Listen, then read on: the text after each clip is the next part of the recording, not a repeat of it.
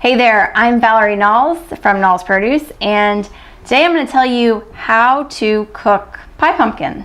So this is a pie pumpkin. You'll oftentimes see them at the grocery, at Knowles, at your farmer's market, at your pumpkin patch, and it's the little small pumpkins that like kind of a big size for a kid to carry, but not a carvable size. They're often called pie pumpkins. In New England, they usually call them sugar pie pumpkins, and these are really good to use for cooking. Now, if you've seen any of my earlier videos, you know that my favorite for cooking is neck pumpkin, but this would be a close second, and this is probably more traditional, I guess. So you don't have to make a pie out of pie pumpkin. You can make anything that calls for pumpkin in the recipe. You can use this cooked down. It's great for pie, obviously. It's good for a substitute for butternut squash in a recipe. A lot of recipes call for butternut squash. This is fine. It's got nice sweet flesh. It's soft. It's relatively easy to work with. It's pretty dense. For its size, it's quite heavy. So what you're going to do when you pick a good pie pumpkin, wash the outside, cut the stem off. You can cut the blossom part off, but it's not as important as cutting the stem off, and cut it into quarters or 6 pieces, 8 pieces, something like that. Maybe so it's about, I don't know, maybe 2 inches at the skin area. You don't have to peel it. Cut it into hunks, cut it into 2, 3, 4-inch segments, something like that. Scoop the seeds out of that segment and then put it in a baking dish with a little bit of oil or butter, maybe salt and pepper if you want to. If not, if you're going to use it for pie or something sweet, you can leave it just plain. And then stick it in the oven at 350 for approximately 45 minutes or so until it's fork tender.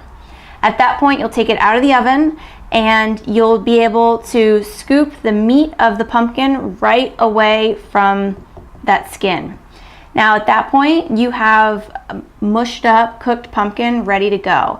If you need it to be real smooth for your recipe, you can put it in a food processor if you want it to be super smooth, or you can leave it a little bit just kind of mashed up with your wooden spoon. No big deal.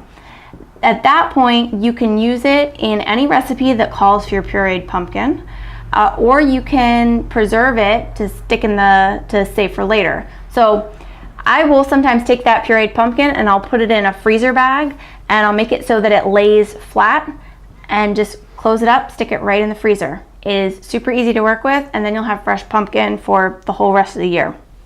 Otherwise, you can use it just like you would in any recipe that calls for pureed pumpkin. Good luck, give it a try. Use a sharp knife. I am no knife expert, but I like a serrated knife for this. My parents would laugh because they say I use a steak knife for everything, but I like a serrated knife. Use a sharp knife. Be careful when you cut it up. Make sure you have a good cutting board and that it's stable.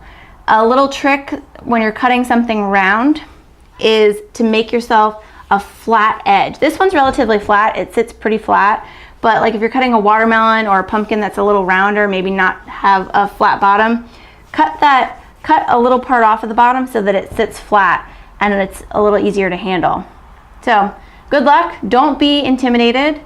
It lasts for a long time in the fridge, so if you want to cook it one day and then make your baked item with it a couple days later, totally fine.